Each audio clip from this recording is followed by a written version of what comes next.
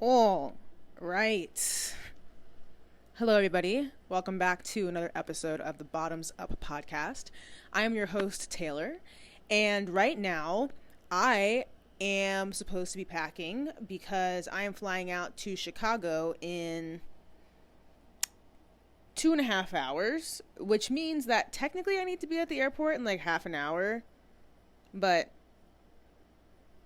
I don't care. It's a domestic flight. I'll get there when I want. So, yeah, I'm packing right now for Chicago. I'm going up for Pride. I have an interview while I'm up there. Hopefully going to be meeting some people.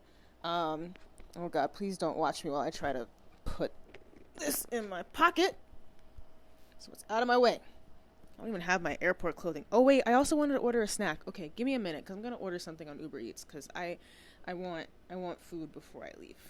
So, what's today? What is today? Today is Thursday, June 20th. I'm really excited. Actually, I'm really excited. I've only been to Chicago once. My brother lives out there. He's in medical school right now. If you have not heard my episode with him, you should go back and you should listen to it because that was actually one of my favorites. I'm not going to lie. He be talking. He's a yapper for sure. So, meeting up with him, we're going to hang out for the weekend. I've made it a long weekend too. I'm interviewing one of his friends while I'm up there. But, not going to lie, the episode that I was planning to come out on Monday is definitely not going to come out on Monday. I want to give my guests some more time to review everything before I share. So, you guys get a bonus episode. Woo! Applause. Yeah, so I thought that I'd hop on and talk about religion, since that is something that has come up in a couple of my episodes thus far. I did ask a while ago if you guys wanted an episode about religion or butch-femme relationships, and it was like almost 50-50. So I did the butch-femme relationships because that was like the one that got the most votes, but I knew that I wanted to come back and do this episode on religion. Partially because like I've been debating. I've been going back and forth on this. So give me like 2 seconds. I'm gonna order some food and then we're gonna hop into it. What is my sister texting me?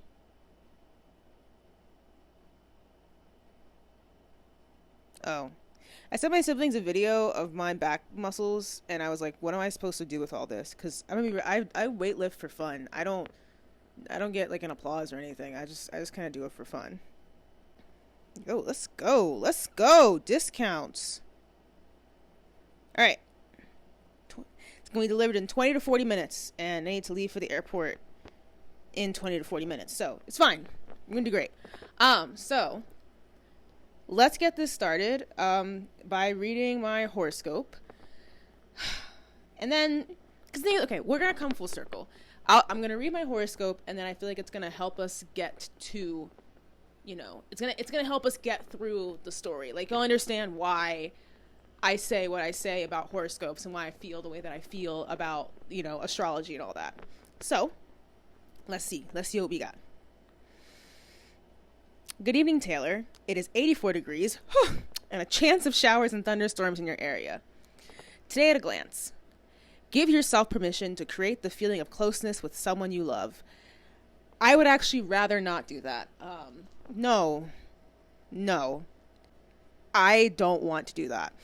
It says do, confide, absolutely not. Lunch date, not going to happen. Charade, if it means charades in like the game set, like I'll play the actual game, but like I'm not gonna be playing games with other people, if you know what I mean. Don't, white lies, humble brag, scare quotes. Blocked. Absolutely blocked. Don't like it, not a fan. Let's put that away. All right, let's hop into this. Let's get into it. I feel like when I do these episodes by myself, I move around like I'm doing stand-up comedy. I will say Noel Miller is like one of my like favorite people ever. So like, this is how he be on the stage. It's my short king right there. No, but yeah, religion. So I mentioned it before. I was raised Roman Catholic. My parents both identify like as as Christians. I never went to like a Catholic school or anything like that. I was in public school because the Catholic schools are private and my mom was not paying for that. But we, went to church every Sunday. We, when I was younger, would go and say grace before dinner or before meals. And I had my Holy Communion, and I watched both my siblings go through the Holy Communion. I've been baptized, so like, good, locked in. But religion was never something very strict in my household. If anything, it kind of felt more like a chore than anything else. We did do, like religious ed, where like once a week we would go to a class with other like kids who weren't like in the actual, private school at my church. And that's where you would have, your religious lessons and stuff like that. And I'm not gonna lie, we were some awful kids. We were rowdy for sure. No questions asked. Can't deny it. I was a goody two shoes, as my mom would say, but definitely my classmates were a little rough. So I was always really into it. I think that like I have always just been a very spiritual person, but I've been spiritual in a way that is very personal to me. I think like when it came to church and kind of like the whole performance and like organization of it, that's where they kind of started to lose me. I remember like very, very, very clearly after my first communion, it was a big deal for me. Okay. Like it was a really, really big deal. I watched my siblings. I have two older siblings. I watched them go through it.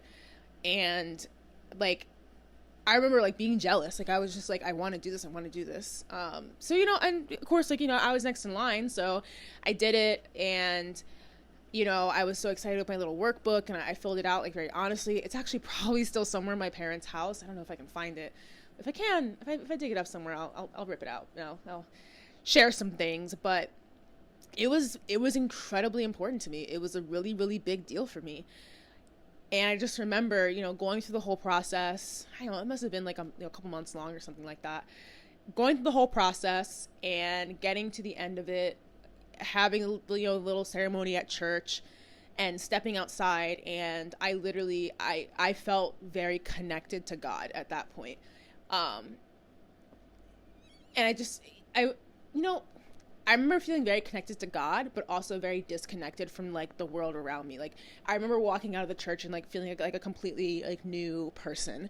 So like when I say that like religion like was something that was incredibly important to me, like I'm not just saying that, and I'm not saying that in a way to be like, oh my God, it was so important. Now it's just like blah, like, and then I keep my senses or something like that. Here's the thing. Maybe I should have put this a little bit earlier, but like, I do not demonize any religion, like at all. I think fundamentally that people, we as human beings want to understand the world around us. And I'm not going to blame anybody for, taking a different approach to it than me. At the end of the day, we don't know what happens like when we die. And I honestly don't really want to focus on that either. I want to be able to just live my life and be a good person. And that's kind of it. But I can't get ahead of myself. So had my communion and all that. It was great. Had a great time. We were still going to religious ed and all that for a couple of years. I think maybe we stopped going when I was somewhere in middle school, I think. My dad, in general, he just didn't really love the church that we were going to. And then there was an incident that I talked about in an earlier episode where it was actually, I think it was for my communion. My mom was saying that some of the other moms who had their kids at the private school didn't want their children standing with kids like me who weren't in the private school. They didn't want us standing together at communion, which is crazy. Girly pop. We are all like, it's about Jesus. Like, what? Like, you're bringing classism into it? What?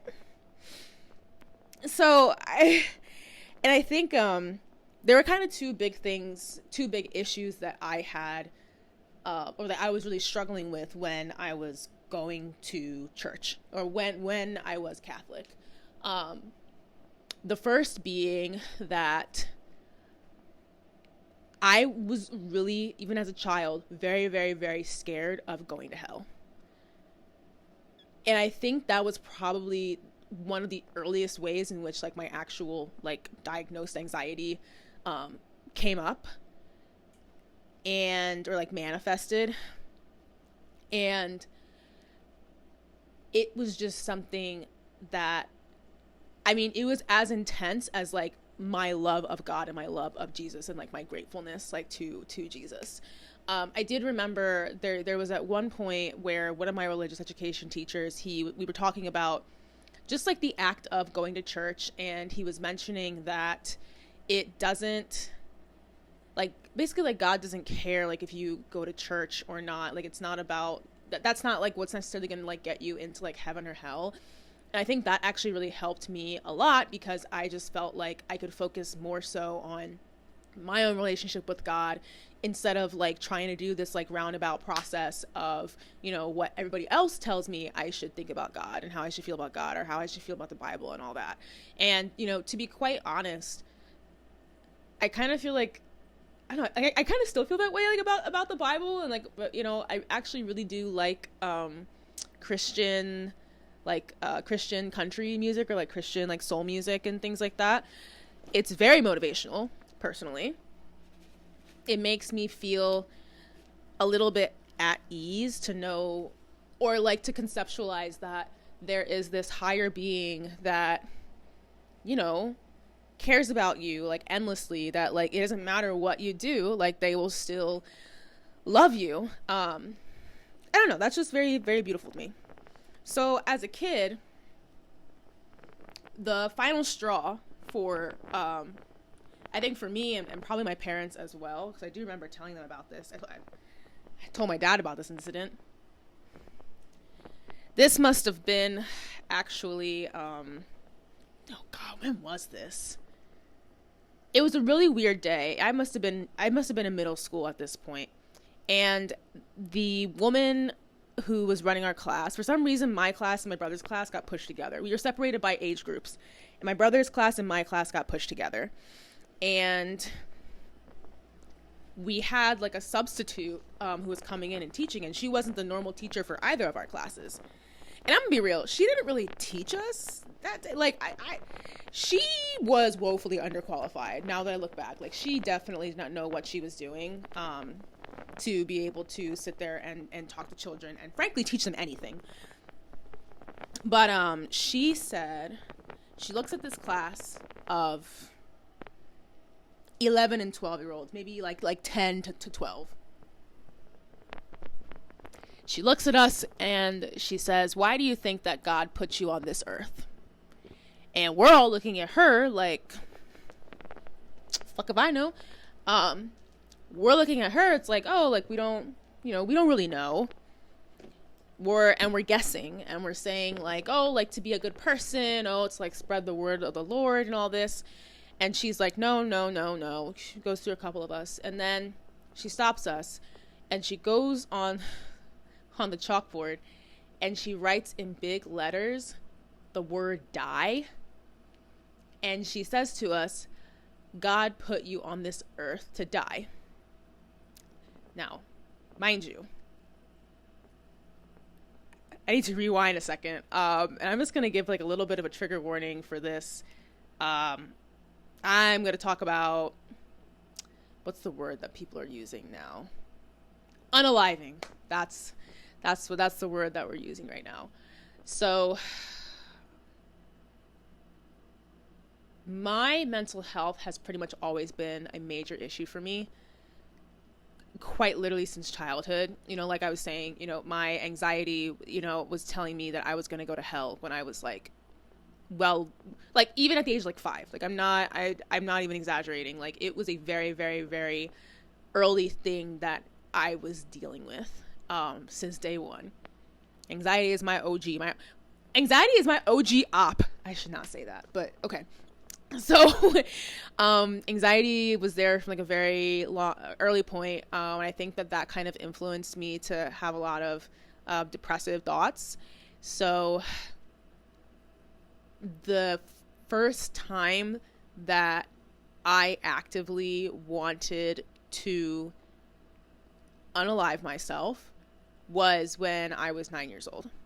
And I got into a fight with my mom, and I just remember that she was yelling at me, and I went up to my room and she was still yelling, and I just closed the door and I sat down on the floor and I like curled up into a ball and I prayed to God, and I prayed and I asked him to just end me, because I felt like I was a bad child and I felt like I didn't deserve to live.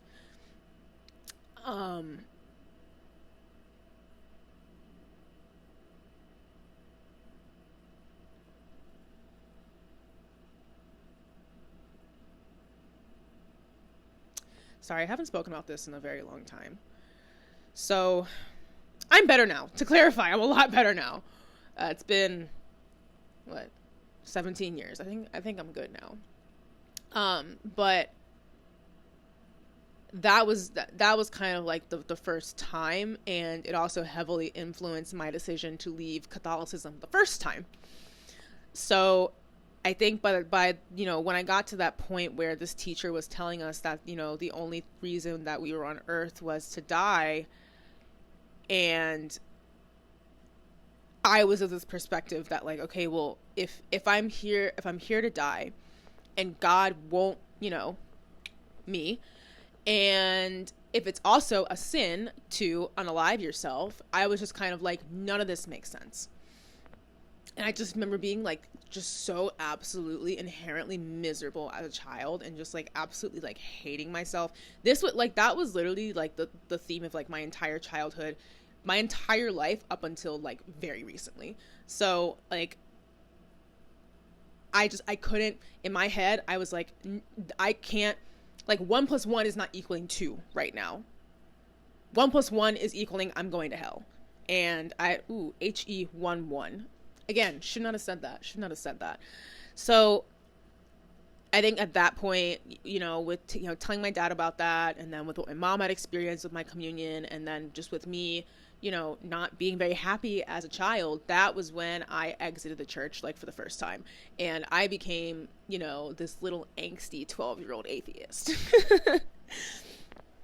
which was not a great time for me. I think, I converted out of Christianity and I just became like very, very bitter for good reason. Obviously, there were other things that were happening in my life, and that was kind of like, the reason why things were, that I felt, a certain way about it. But I almost kind of think that like Christianity like wasn't for me at that point. And I think that that's okay. I really do like firmly believe that I needed to go through that experience before I could really come to the conclusion about like what my spiritual life and what my spiritual definition was going to look like. So I converted out. To my parents, I don't even think that I ever like really told them. I think I tried to tell my dad one time, and he was just like, "What do you mean?" Like he was really upset about it. Mind you, we're not going to church at this point. Like we're not saying grace. Like we're not praying as a family. Like none of that. But he just like, he definitely like did not like the fact that I would be so open to say that I was not a Christian, that I didn't see myself that way. So I was very bitter for several years. And then when I was in, maybe I've converted out 3 times. Maybe I have. So I was in, when I was in middle school, remember my last year, that was also when I was 13, I was like kind of, 12, 13. I was kind of realizing, I have a late birthday. I was kind of realizing like, maybe I like girls. So that's when I was kind of hitting, like the bisexual phase. I think like I was still kind of in the process of No, I think no. That was like that was like the earliest that I was kind of coming to the conclusion of like, hey, like you're definitely like not straight. But like that's like when the thoughts like started to pop up. Also, oh my god, what am I wearing? Okay, so that's one outfit. Oh, and I just I just bought this shirt from Target because I had to go there to get new headphones, and then I just got this cute little purple top. It's like very neat. It's like a little fake corset moment. So I'm gonna take that with me. I'm gonna take that. I'm gonna take a couple dresses too. So I was in middle school, and I was kind of, you know, realizing that I was definitely not straight. And on top of it, I don't know exactly what it was. Oh, no. It was because that's when I started riding horses. And my riding instructor at the time, well, she is very, very much like Christian, like that, like that's her thing. And I remember like meeting her for the first time and just seeing her, and like, dude, I idolized her. I absolutely, like, I thought she was amazing. I mean, she was basically like my second mom for damn, like 4 or 5 years. There was a lot going on there. And that's why, like, it's very hard to separate like my journey with religion from just like my life journey in general. I just kind of think like what I've been through as a person has heavily influenced why I feel the way that I feel about my faith. And on top of it, there is like a little bit of shame because like I know people who can go through like the absolute fucking ringer and they're still religious. And they still like, you know, they still find like faith in God and they still find hope in God and all that. And like part of me kind of wishes that I could have just done that and not gone through all the turmoil. But, you know, it is what it is. C'est la vie. So she was very, very religious. And I really, she kind of made me think like, okay, well maybe, and she never tried to influence me in any way at all. She just kind of like inspired me just as a person. And so I kind of wanted to, you know, be like her and emulate her and all this. So I started thinking again of like, oh, like maybe I want to, you know, join the church again. Like maybe it's for me. Maybe we can try this out. And so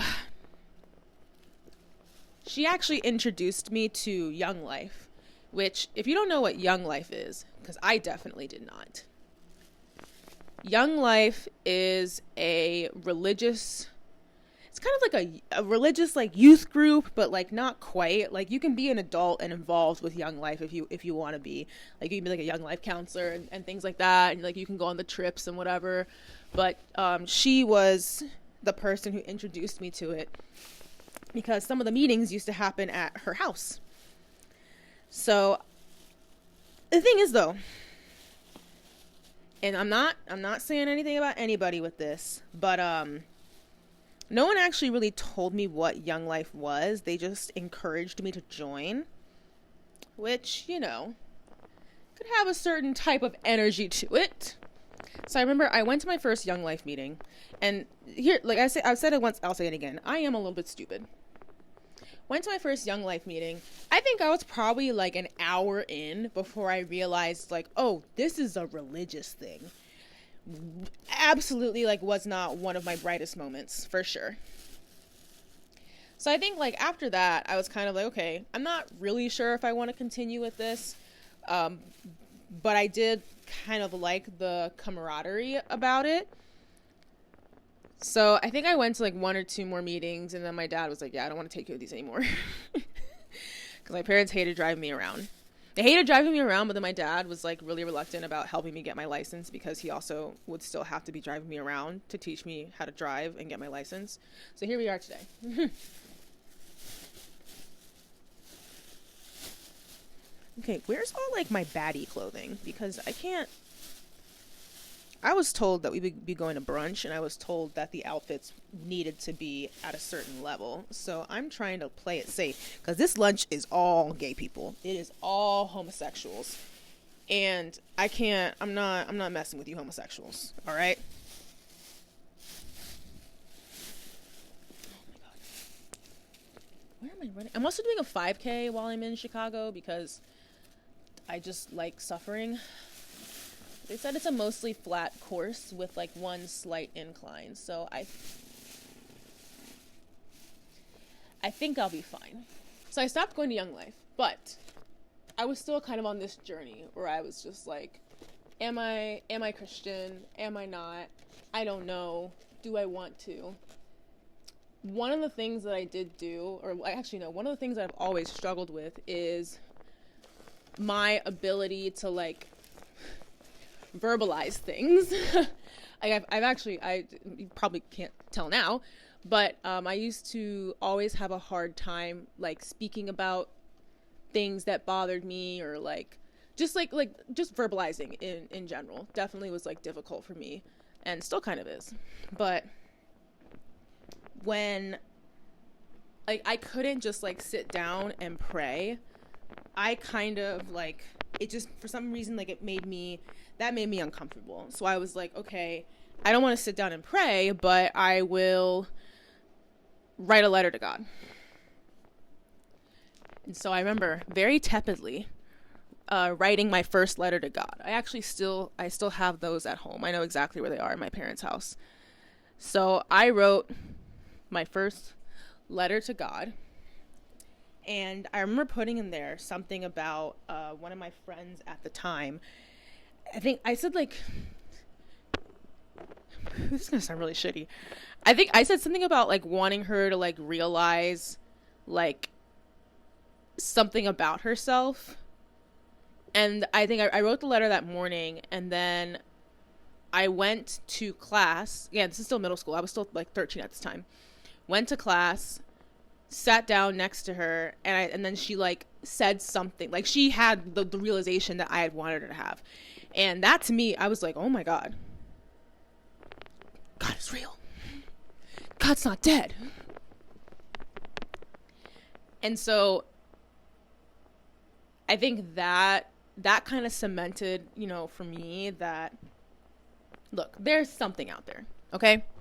I feel like there is. That's where I stand on it, for sure, 100%. I feel very confident in saying that we were not just, like, randomly placed here or whatever. Like, there is some kind of creator, some kind of force that is, to an extent, pulling the strings. To an extent.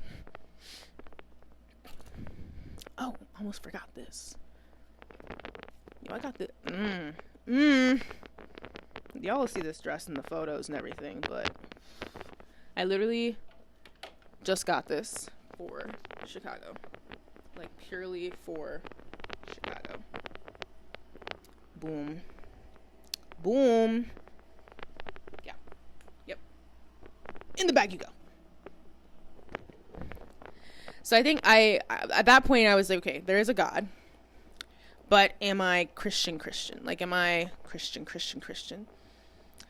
So for a little bit, I think I just kind of converted back into Catholicism, where I felt like I was religious and I felt like I wanted to live to the standards of the Bible. This phase did not last very long, I will be honest, but that's not saying anything about Catholicism and all that. That is just, I don't know,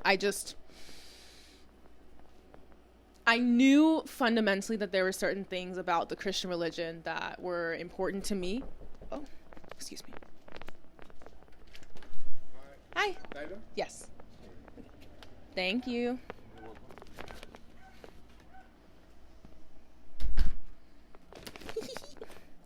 Need my snacks. Woo. So I knew that there were things about the Christian religion that were fundamental to me, that, you know, related to me. So I was like, all right, we can do this. This is fine. Held on to it for a while. And then, wait, hold on. Maybe not. I think I was very like casually Christian for a little bit, where I was like, okay, there definitely like is a God. And then I remember summer after sophomore year of high school, I went on a trip to Italy. It was like a kind of a school thing, kind of not. So we actually went to the Vatican and we went to St. Peter's. The Vatican, I was like, okay, whatever. We can, like the Pope said. I'm so sorry. I think that's really funny. I know that it's a slur, and I know that like we should be taking it very seriously. Like I know he shouldn't be saying it, but something about it. I think it's because like in Italian the word does sound like pasta. Like it's like, yeah. I really do think it's very funny. I know I shouldn't be laughing, but I just do think that it's hilarious. So there's that. I'm also only going to bring one pair of going out shoes. Yeah, one pair of heels is fine. Ugh, this is the struggle. This is the struggle of being femme. You mask girlies wouldn't get it. Well, actually, some of you would. Some of you are divas. Winter, you would get it. So went to the Vatican, didn't really feel anything about it, didn't really feel any type of way. And then when we went to St. Peter's, though, I'm not really sure like what it was about that experience that really affected me, but I think I just remember like going in there and just kind of feeling like how quiet it was. And I actually was very nervous going in because I thought that like I was like, oh my God, they're going to be able to tell that I am. But I was like, I felt like they were going to be able to tell that I was atheist. Seeing at that point, like I was still kind of harboring, like even though like I gone and done this whole thing, I think I just still had a lot of lingering guilt about like my past as an atheist and like how aggressive I was about it. So I was actually really nervous that I was going to walk in there and they were going to be able to tell immediately, or that like I was going to like set on fire or something. Like, and the thing is, I still should not have felt that way. I don't like the fact that like my relationship to Christianity or my commitment to Christianity was like so heavily based upon this fear of just burning in hell for eternity. I really do think that there are some sects of, or some groups of Christians, some certain, churches that focus so much on the wrath of God that they completely miss the love part. They completely miss the fact that like you shouldn't just be treating people nicely because you're afraid of going to hell. You should treat people nicely because it's the right thing to do. And I think that there are some groups of religious people across various religions who that part just like doesn't really click for them, and it just ends up becoming this like very like weird like status thing. Even just to be able to tell someone, oh, you're going to hell, right? I think that's absolutely crazy. I think like kind of going back to the experience that I had at Miami Beach Pride with, I'm blanking on her name right now, I'm so sorry, but with the woman who I spoke to, who offered to pray for me, but asked me very specifically, is there something that I need, is there something that you need, is there something that you want me to pray for you about? And again, I'm glad that in that moment I was able to just say no, that like my life is at a point where I'm very happy with it, where I don't feel like I need, I don't feel like I need the universe or, any type of higher power to really handle anything for me. I feel like I've got a pretty good handle on things myself right now, which is not how it always was, clearly. So, when I had that moment, and I think it just really grounded me. It really humbled me. It made me kind of rethink the relationship that I had with religion in general. And I took a step back at that point. And I think that's when I really, started to look inward and consider like, okay, what is the actual relationship that I have with religion? What is the actual relationship that I have with God? What is the actual relationship that I have with Christianity and Catholicism and whatever? And again, it's not that I feel like any one religion or any one belief is correct. It's not even that I don't feel like it kind of like, it is what it is. Like I'm living this life and I want to focus on this life. I don't want to focus on what's going to happen after it. And I say that as somebody who, I feel like I'm a good person, I'm not using that as an excuse to like go around and like do whatever and like be super YOLO, but I use it as a reason to live a very fulfilling life. And I am living a very fulfilling life right now, one that I'm very, very happy about. So I came out of that church, and I almost felt exactly the same way that I did when I came out of the church, like on my communion. Like I truly just kind of felt born again. So I still toyed with the idea of being Catholic for a couple of years after that. But when I really came to the conclusion of like, hey, I'm not straight, for me, I just couldn't, I couldn't step all the way into my faith. I felt like I was being disingenuous. So I just said, again, I know that there are religious queer people out there, and please do not take this as a judgment at all. Like I said, I feel like, religion and spirituality and faith, these are all like very, very personal journeys. Even when I was religious, even when I was Catholic, it was still a very personal journey to me. But I just couldn't rationalize the idea of being gay and also being a Christian. So that's when I walked away from the church for the second time.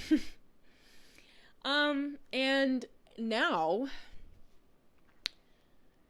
because really that was kind of, the big reason for me. And now I'm in this position where I do still kind of feel like the fundamentals of Catholicism, run my life or influence my life in a certain way. Love thy neighbor, treat people the way you want to be treated, don't cheat on people,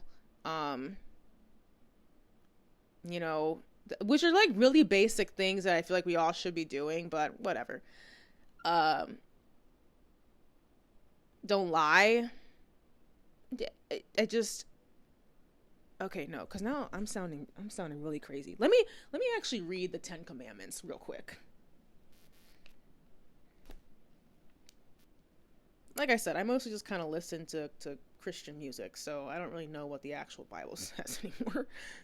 Wow, okay, Wikipedia is useless. Give me the actual 10 Commandments.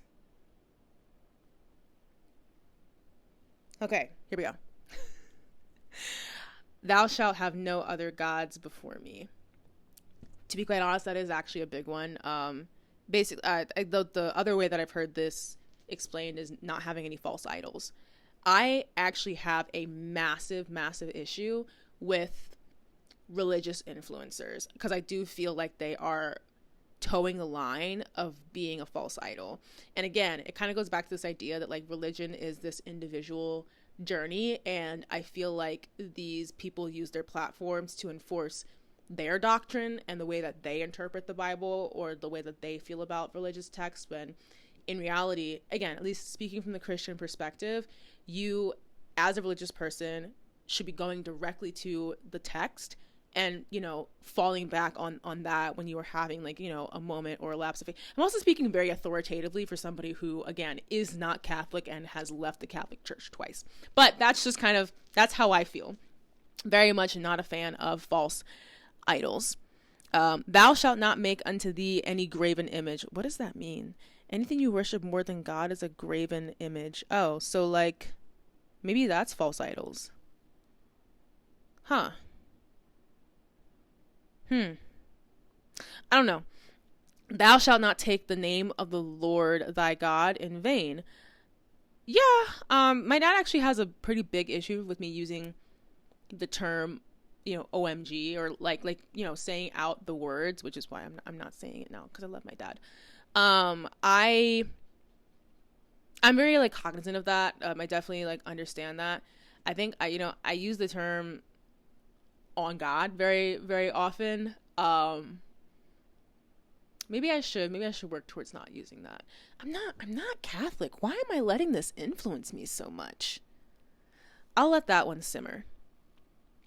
Remember the Sabbath day to keep it holy. Another one that I actually do try. I'm not as I'm not as big on it like for myself, but I actually do hold that like for other people. Not working on Sundays is like actually like a really big deal for me. I will excuse working on Saturdays, but like my old mechanic who was he was Christian, he would work weekends because it's just what he needed to do. But I was always very adamant. I'm like, you can work on anybody else's car on a Sunday, do not work on my car on a Sunday. Like, because I never want to ask somebody to work on a Sunday. I feel like Sundays are a rest day. Maybe I am converting back into Catholicism. Oh boy. Okay, we're just gonna keep going. Number 5, honor thy father and thy mother. That's deep. Thou shalt not kill. Yes. Yeah. Thou shalt not commit adultery. Yes. Thou shalt not steal. Absolutely. Thou shalt not bear false witness against thy neighbor. Wait, this one, it's just about being honest. Like, don't lie. Don't lie. Thou shalt not covet. To covet means to be so jealous of something someone else has that you want it desperately. You know what? And thou shalt not covet. Thou shalt not covet. If you are so obsessed with somebody else's life and the things that they are doing, it means that something is fundamentally missing from your life. It is not things that they're doing. It's not the things that they have. It probably has to do with the way that you feel about yourself. You're missing happiness. You're missing joy. You're missing self-love. You're missing support. You're missing validation, internal validation. I'd be talking about that all the time.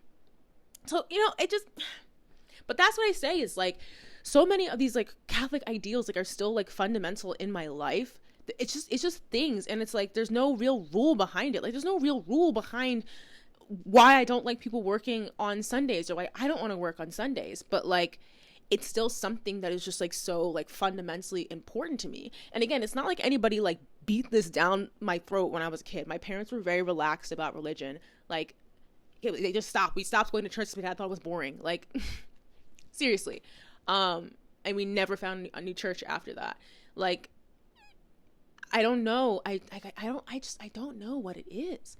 And then on top of it, I still feel like I have like very Christian or not necessarily Christian, but very traditional ideas, like when it comes to family and stuff like that, which I'm not going to lie, does make it kind of odd going into queer relationships because obviously, I'm not talking about like, I'm only a man and a woman. That would be insane. But I'm very much like, again, like mostly monogamous, as I've said before. I like having, one partner at a time. I like to be a unit with my partner. I do want kids. I want a house. I want, a lot of things that, would reflect the traditional family in a very like American sense. And that is rooted in very Catholic ideals, or Christian ideals. And I have a hard time.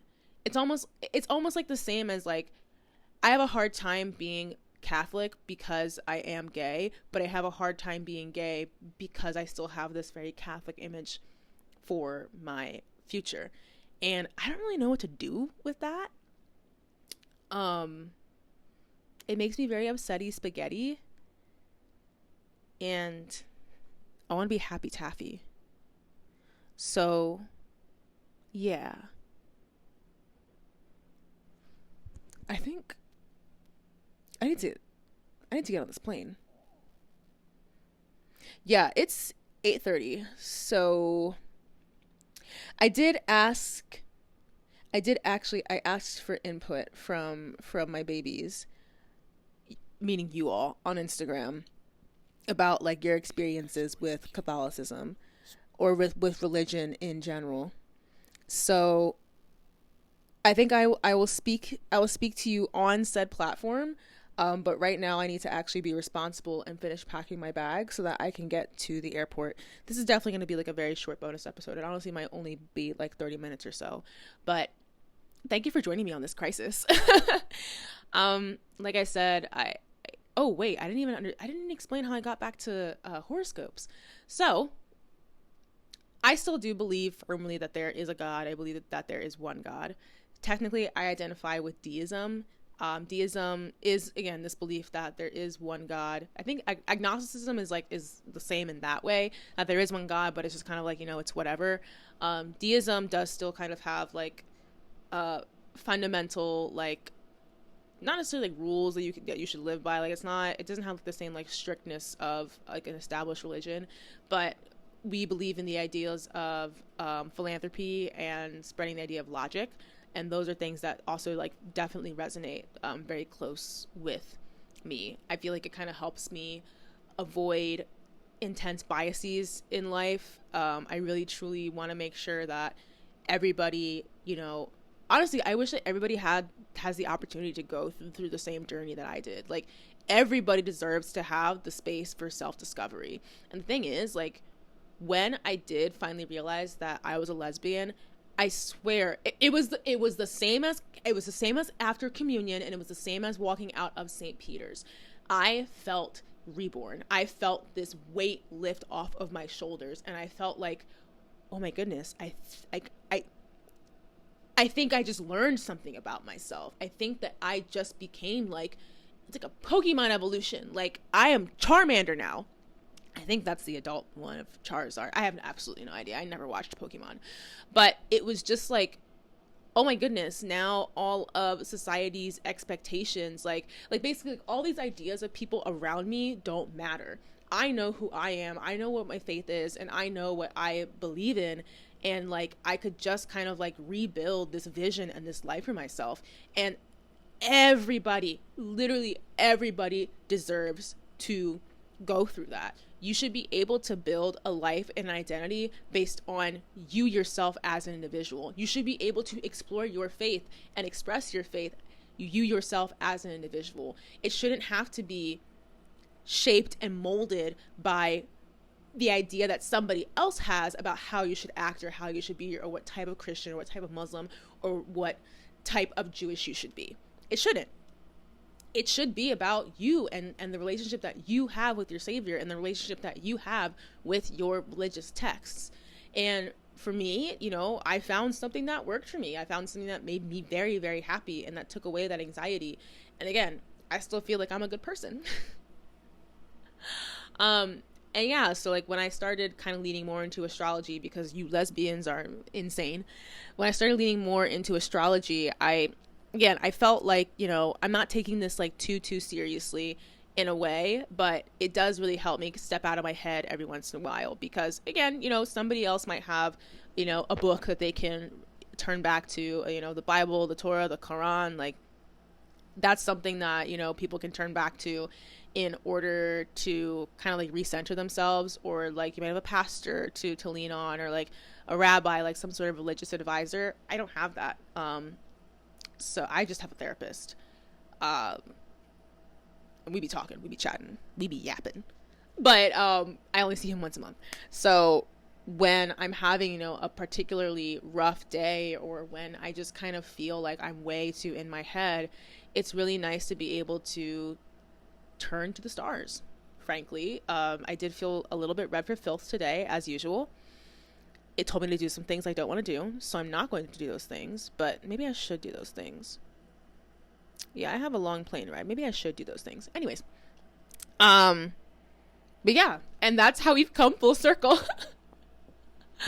Hopefully that made sense. Hopefully.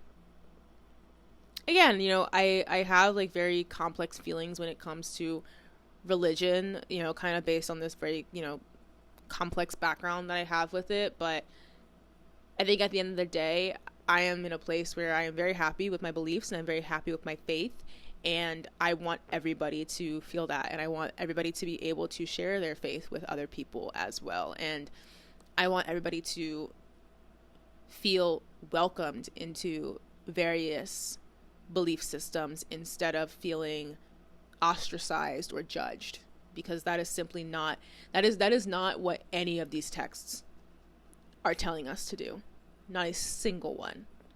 Every single major religion stands behind the idea, when you read the actual text, you read the 10 Commandments, they stand behind the idea of loving other people and being honest and being faithful and trying to bring good things into the world. So I feel like that's something that we should all focus on. Okay, so I'm going to be an adult, and I'm going to get ready for this actual trip. Thank you for listening. Thank you for watching. If you want to follow me on Instagram, I am at bottumsup.pod. That is bottumsup.pod. Same name on TikTok as well. If you would like to reach out to me about potentially doing a topic for one of these bonus episodes, you can DM me. It honestly might get lost though. Would prefer if you send me an email. My email is bottumsuppod@gmail.com. And yeah, I will see you girlies in the next one. I am going to Chicago. I am going to Chicago. Oh, and I'm flying Spirit. They delayed my flight by 7 hours last time. So, wish me luck. All right. Bye.